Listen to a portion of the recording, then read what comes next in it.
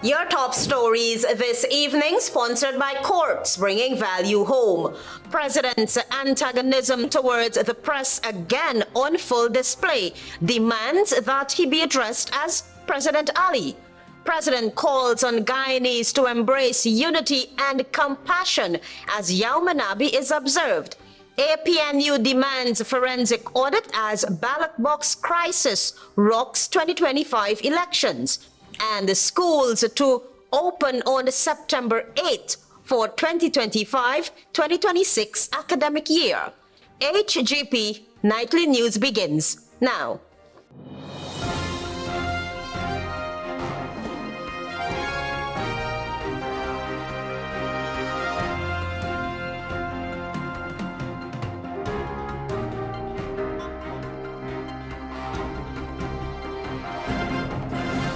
Good evening to our viewers here in Guyana and online. I'm ALETHEA Grant with the Friday, 5th September 2025 edition of the HGP Nightly News. This is what you should know this evening. President Irfan Ali's aggression towards the press was once again on full display when he was approached by Nightly News. His tone was much softer when questioned by the state media. Travis Chase reports.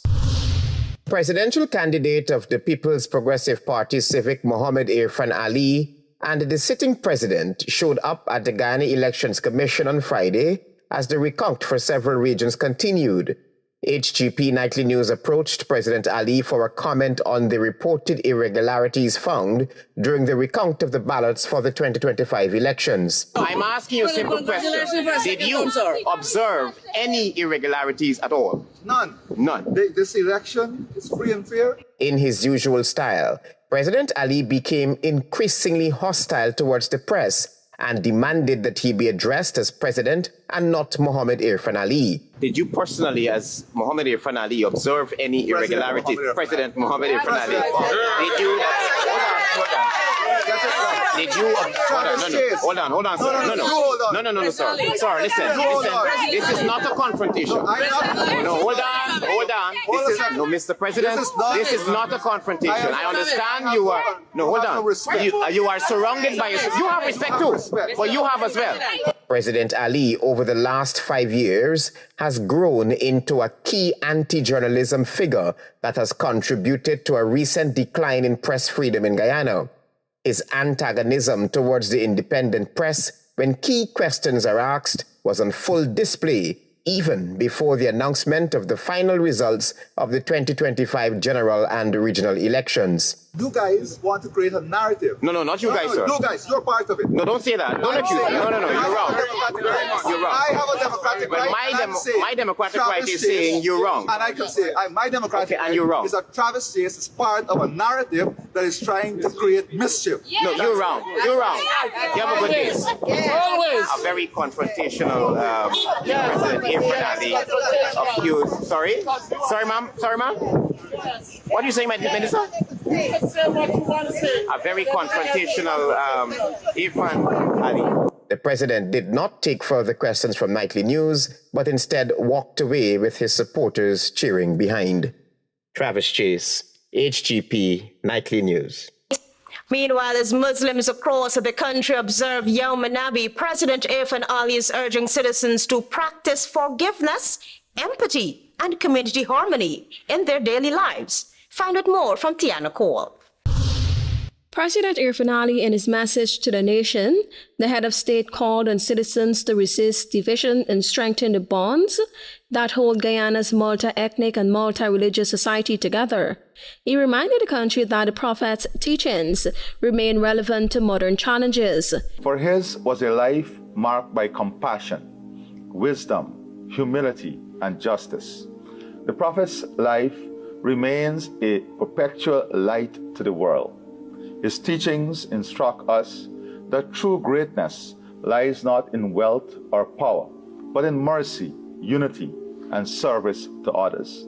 The president said Guyanese must resist forces that seek to create discord and instead focus on unity across faiths, ethnicities, and communities. Division weakens us, but unity that spans faith, ethnicities, and communities strengthens the bond that bind our people together.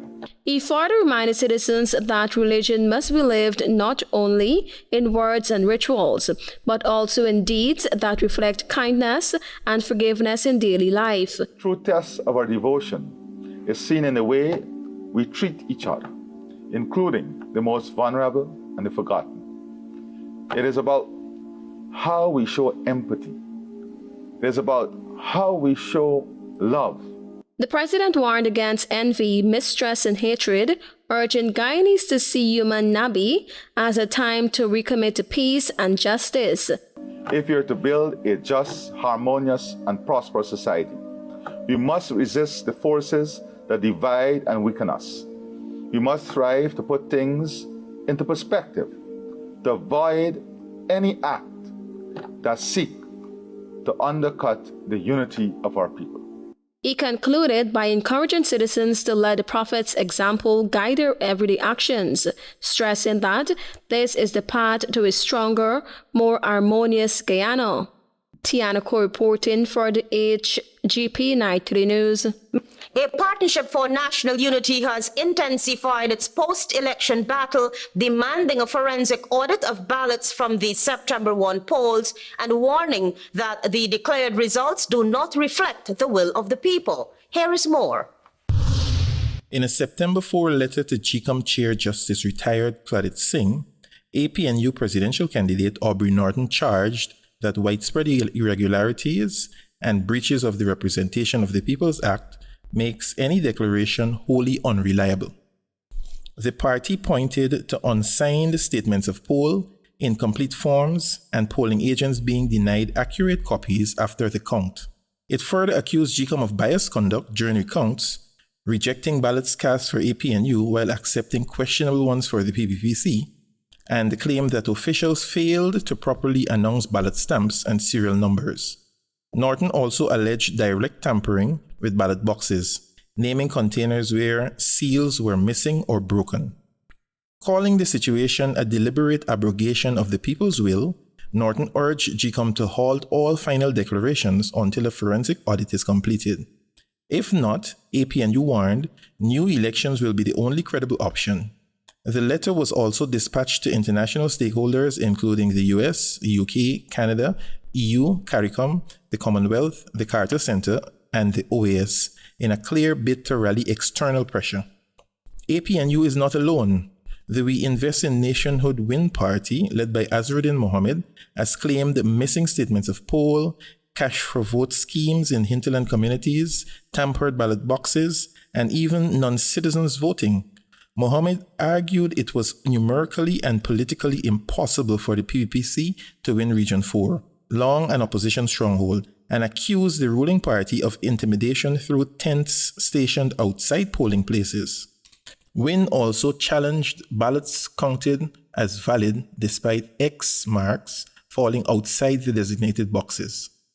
The Forward Guyana movement has added fuel to the fire, demanding answers over video footage showing ballot boxes removed from containers with seals missing. The group blasted GECOM for gaslighting the public by condemning the filming of the boxes rather than addressing what was caught on camera, calling the response an insult to voters' intelligence. International observers have been cautious but critical. The European Union Observer Mission praised polling day as peaceful and orderly, but flagged the PPPC's advantage of incumbency, blurred lines between state and party, misuse of public resources, and the absence of effective campaign finance laws. APNU has seized on those findings as validation of its demand for an audit.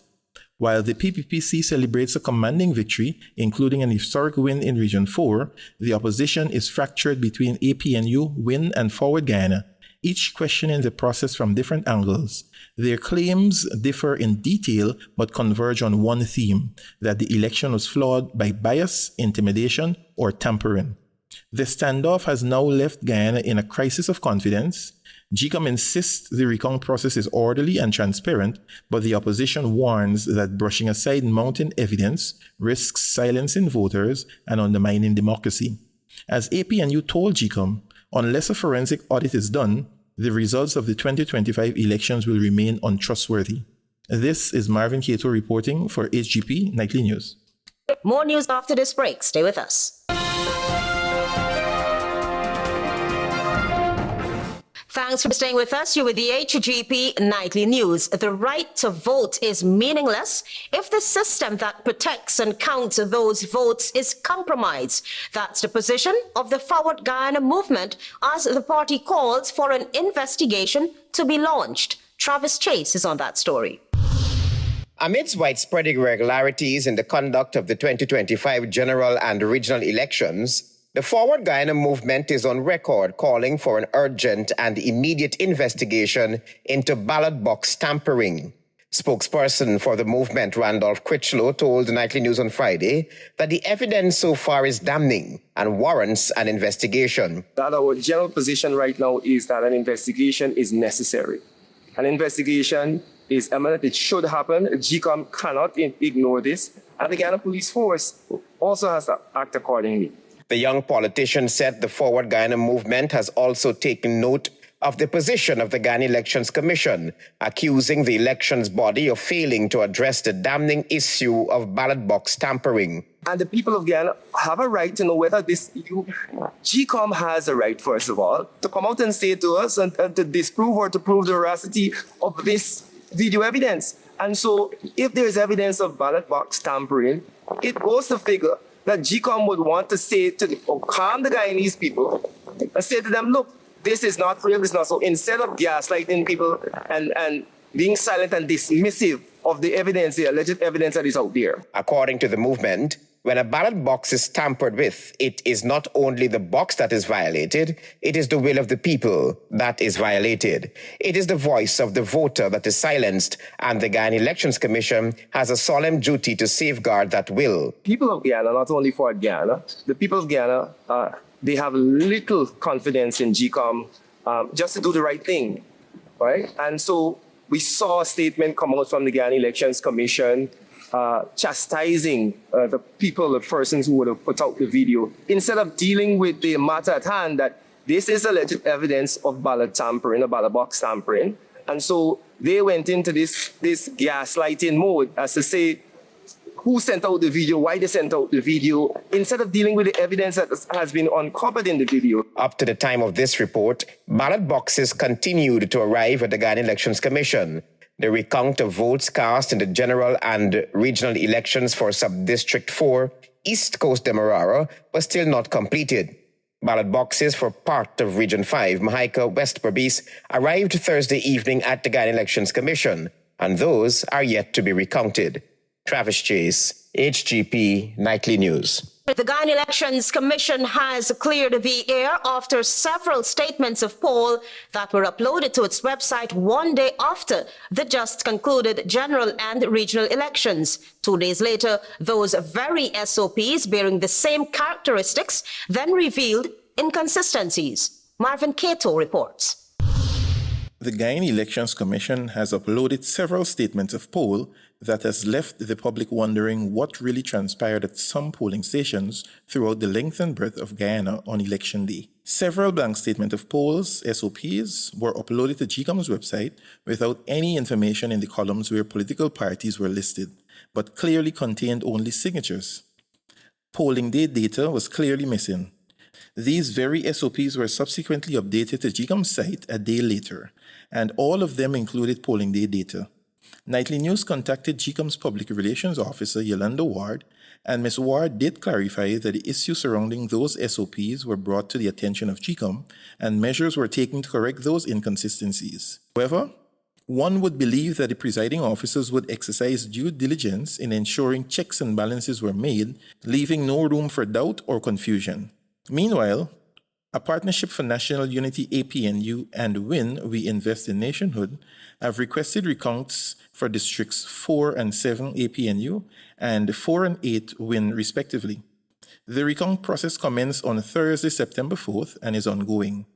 The ballot recount request for District 8 by WIN was denied by GECOM, and information for the recount of ballots for District 7 by APNU was not available to date. Meanwhile, on Thursday night, video footage appearing on several WIN candidates and supporters' Facebook page showed several ballot boxes missing the necessary security features placed there by some political parties after the request for a recount was granted by GECOM and the containers containing the ballot boxes were opened. This is Marvin Cato reporting for HGP Nightly News. With the We Invest in Nationhood win now set to become the main opposition, People's Progressive Party Civics General Secretary Barry Jagdeo says his party would have preferred collaborating with the Partnership for National Unity on key national issues. Find out more from Tiana Cole.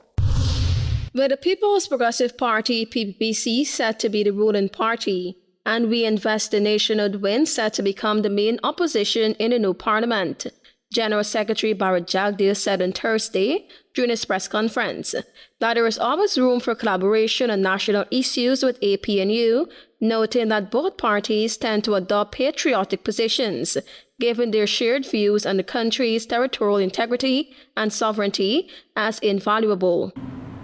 I think we had a common understanding on that. I'm not so sure about the Win Party. They're transactional. The link with Maduro is still not fully explored. He added that he believes APNU miscalculated the Win Party and its possible influence. We knew they were going to become the third force in parliament. We said this to many of their leaders. So we saw this happening entirely. It didn't catch us by surprise. Jagdeo stressed that APNU now has to go back to the drawing table, explaining that their hatred for the PPPC prevented them from thinking strategically. He emphasized that when a political party allows animosity toward another party to dominate its tactics and strategy, failure is inevitable. When they think about rebuilding, they have to think about how they tackle that variable and how they're going to relate now to that political party. For the first time, the PNC-led APNU will not hold a majority opposition as the PPP is in government. Tiana Cole reporting for the HGP Nightly News. More news ahead. Stay tuned. Thanks for staying with us. You're with the HGP Nightly News. The Carter Center has recommended to policymakers that they urgently review Guyane's existing legislation, which addresses the requirements for Commonwealth citizens voting at future elections. Details in this report. Certain sections of social media exploded amid sheer videos and images of purported Commonwealth citizens who did not meet the domicile requirement casting their ballots during the just concluded September 1, 2025 general and regional elections. Jason Carter, chairperson of the Carter Center Board of Trustees, said that while this issue may not seem outrageous from a legal standpoint, policymakers must review the subject to avoid issues at future elections. But there are issues, for example, that this new parliament, this new government may want to take up. And if so, they can go through those processes and deal with them. Article 151 of Guyana's Constitution states that every person may vote at an election if they meet certain conditions, which specifically applies to citizens of Guyana and Commonwealth citizens who are both domiciled and resident in Guyana. Domicile means that a person must consider Guyana their permanent home, while resident is a person who may have lived in Guyana for at least 1 year, immediately before qualifying date for registration. Mr. Carter noted that incumbency is critical to matters such as these. And when you do this collection of things, and when you address them in this new parliament and with this new government, just some clarity, bright lines instead of blurry lines that tell us what and how is an appropriate conduct versus inappropriate conduct, I think that would be very, very valuable. Aubrey Norton, the presidential candidate for the Partnership for National Unity, contends that while monitoring the count, his party discovered unsigned statements of polls, missing numerical data, and ballots cast by Commonwealth citizens who did not meet the domicile requirement. We also recognize that there are many Commonwealth citizens who voted that didn't meet the domicile criteria. All of these, we believe, would have contributed to our conclusion that there are a lot of irregularities in these elections. Antonio Day reporting for the HGP Nightly News. A 19-year-old laborer has been charged with the murder of well-known Mucka businesswoman Desiree Heyman, whose death sent shockwaves through the East Bank Demerara community. Jada June reports. A 19-year-old laborer has been charged with the brutal murder of a Mucka businesswoman, Desiree Heyman, a crime that left East Bank Demerara community in shock. The accused, Joshua Roach of North Lupenitent, squatting area Georgetown, appeared before Senior Magistrate Delon Best at the Diamond Grove Magistrate Court on Thursday, where the capital charge of murder was formally read to him. Roach, who remained silent in court, was not required to enter a plea. He has been remanded to prison until October 14, when statements are expected to be presented. Police confirmed that Roach was charged under Section 100, subsection 1CI of the Criminal Law Offences Act, Chapter 801. He was arrested on August 19, the same day. Hyman's body was discovered at her home and business place on First Street, Mucka. Hyman, 56, was known for running a small but popular business in the community.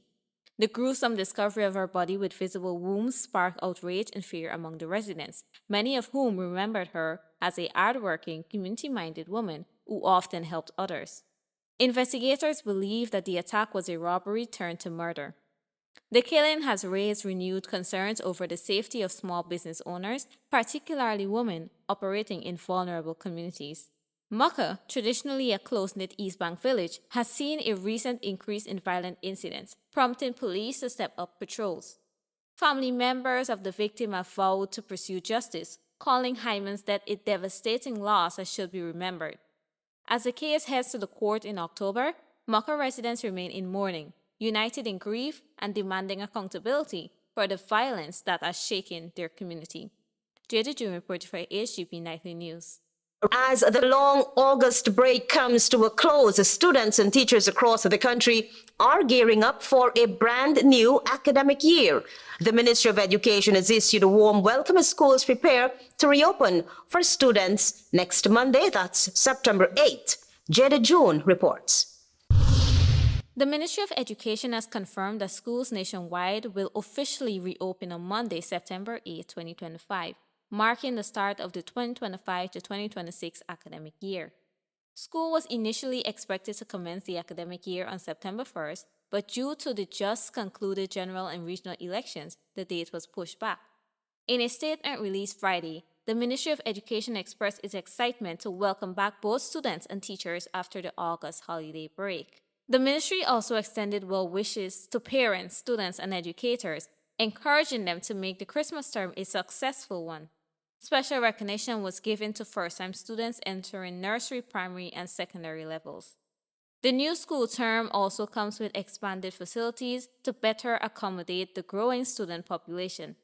Among them are the newly rebuilt Christchurch Secondary and the state-of-the-art North Rumpelt Multilateral Secondary School on Mandela Avenue, both equipped with modern classrooms and enhanced learning resources. The Ministry of Education says these new schools reflect its continued investment in creating safe, comfortable, and technology-driven learning environments for all students. Education officials have also highlighted strong performances in the year's CSEC examinations, which saw a notable improvement in mathematics and science subjects. Hundreds of students who wrote the 2025 National Grade 6 Assessment will now transition into secondary schools, bringing a fresh wave of energy and potential to classrooms nationwide. The ministry says this is a key moment to build on academic achievement and strengthen learning outcomes for the future. As preparations continue across the country, schools are expected to resume on full schedule next week, ushering in a new year of learning and growth. Jada June reported for HGP Nightly News. Stay tuned for regional news.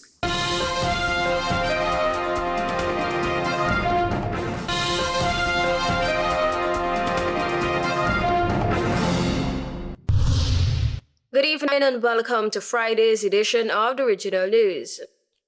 Two Venezuelan F-16 fighter jets flew over a U.S. Navy destroyer in the Caribbean on Thursday, a U.S. official said, triggering a stern U.S. warning to Venezuela against interfering in intensifying U.S. military operations in the Caribbean. The incident, which the Pentagon said occurred in international waters, further raises tensions just 2 days after a U.S. strike killed 11 people aboard a vessel from Venezuela that President Donald Trump said was carrying illegal narcotics. Legal experts have raised questions about the attack despite the Trump administration arguments that it has the authority to strike alleged members of a criminal gang, Tren de Aragua, trafficking drugs to the United States, after Washington designated a terrorist organization earlier this year.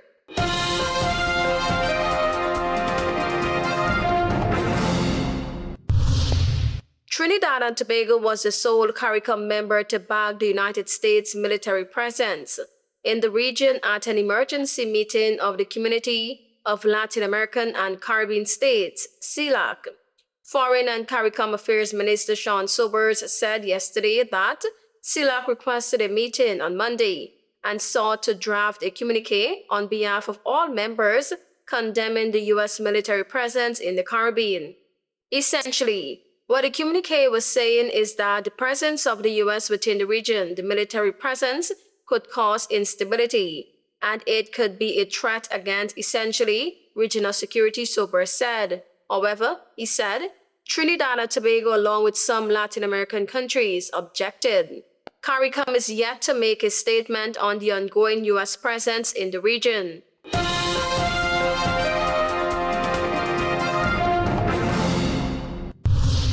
The U.S. has ordered the deployment of 10 F-35 fighter jets to a Puerto Rico airfield to conduct operations against drug cartels. Two sources briefed on the matter said, in a move likely to further inflame tensions in the region. The advanced fighter jets will be added to an already bristling U.S. military presence in the southern Caribbean as President Donald Trump carries out a campaign pledge to crack down on groups he blames for funneling drugs into the United States. Friday's deployment comes 3 days after U.S. forces attacked a boat that Trump said was carrying, quote-unquote, massive amount of drugs from Venezuela, killing 11 people. The strike appeared to set the stage for a sustained military campaign in Latin America. Thank you for watching. I am Tiana Cole.